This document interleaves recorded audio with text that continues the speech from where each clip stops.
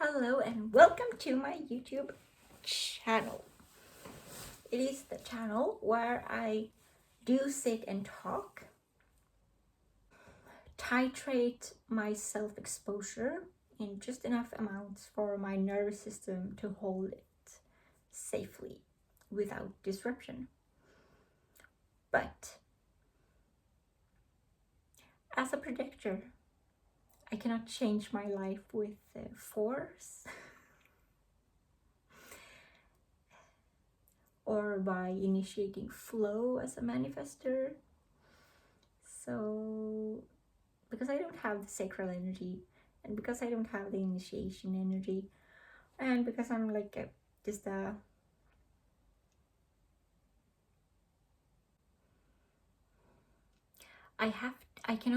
I change things through collapsing the current reality field with coherence. I am a frequency. That's it. And I'm not even here to know what frequency I'm supposed to. What is the what? I'm performing a function. I can't say what's the truth or what's right or wrong for anybody, but having me around is a good thing.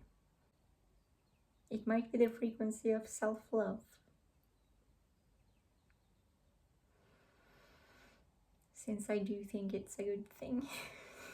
And I don't outshine anybody. I can't muster up the power to do it. I do think it's very interesting to be how this Homo sapien experience is engineered.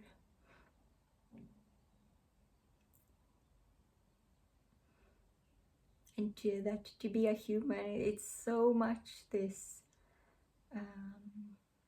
it pertains so much to biology. And at the same time, everything about it is energy and aura mechanics and quantum everything, and still it's just we're made out of the dust and the soil and the dirt and the mycelia, and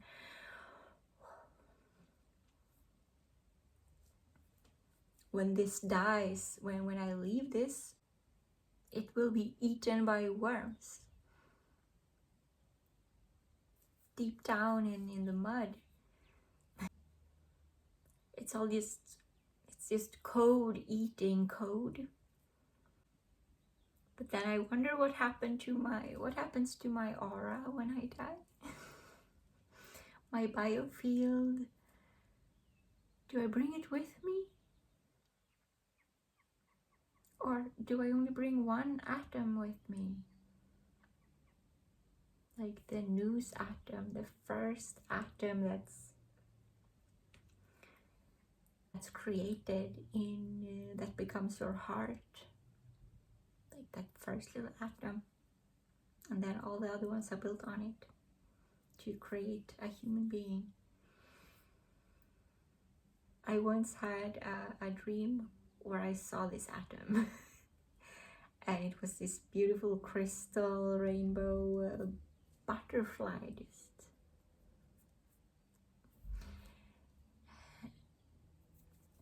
And the dream just decided to give me a message quickly.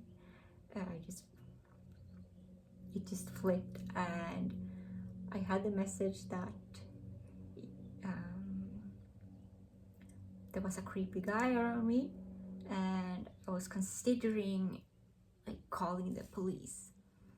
But instead of doing that, I thought, oh, I will just ask someone first, and I go to the person to ask them whether it's a good idea or not, and just to say, look at them, they are being like murdered by this creepy guy. And I wake up and I realize that, oh, I have to trust my own judgment more. So I did that. I actually stood up and reported something. Yeah, I reported something because I perceived that there was a person in danger that could need some help. Even though that person would probably, yeah,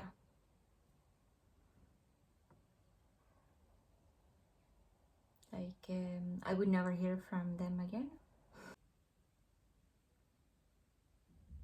I know that I might have saved their lives. This is not a recent story, but it's one of my more recent dreams, because I don't dream very much unless I go in for it and really want to. Because when I dream, it's so detailed and overwhelming. And I'm always dreaming that I'm on a secret mission. Not so much anymore, but a lot. And in later years, there is a lot of the angels and beautiful things, but sometimes also people from the past. I don't need to see the guy I thought was my twin flame, but turned out to be some kind of astral parasite dude to morph into a little computer nerd with, like, you know, this hairdo and a white button shirt. And he's talking like this.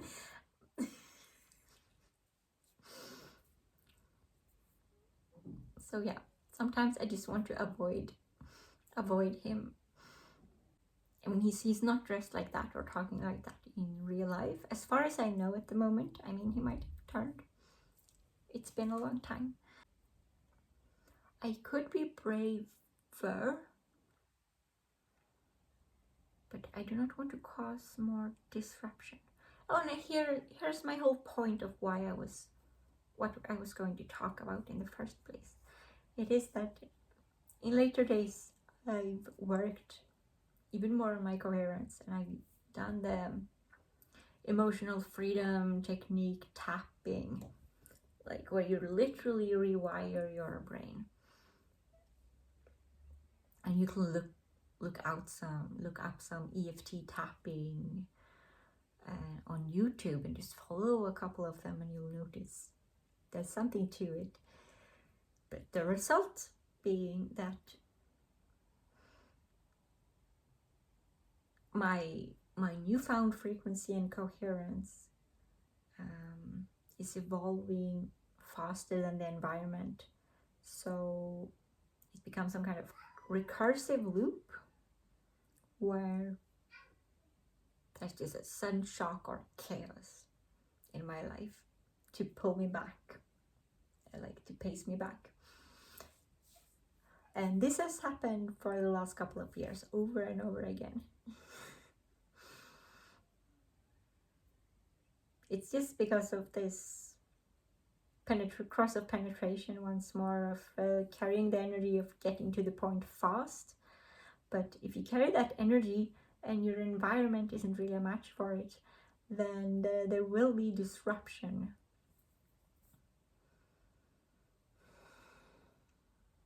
And even so, I am actually going at a rather slow pace with certain things, like exposing myself. I'm titrating it. I'm not, exposing everything and sharing everything.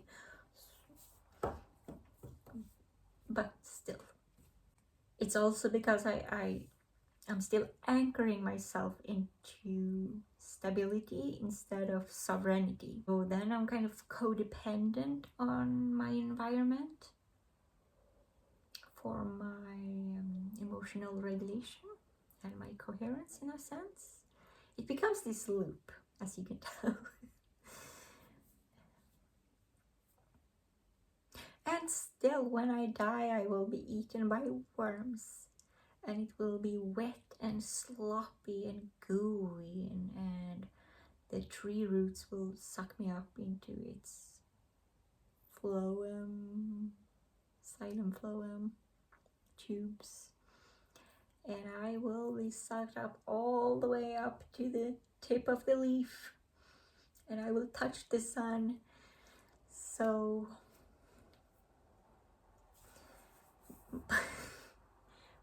thank you again. See you tomorrow. Unless this was a little bit too much and there will be a recursive reaction. But that's all in this beautiful interplay of divinity. And by the way, I figured out why the world is so weird. Why everything that's going on is just so strange. It's because I am weird. So go figure that everything is really weird. Because if everything is a reflection of you, then that's how it ends up being. It becomes it becomes like connected to your interests. So I'm very interested in evolution and biology, and yeah, that's why it's just really weird. I'm going to add that if you are a manifester and you are initiating flow, if you bring yourself to coherence, whatever you initiate will be more harmonious and you will initiate harmony. If you, as a sacral being, bring yourself into coherence, then you will be, you'll just be dancing with life. You will be in the endless flow and you'll just be free. And as a reflector, I think the distortions of your mirror will just go away.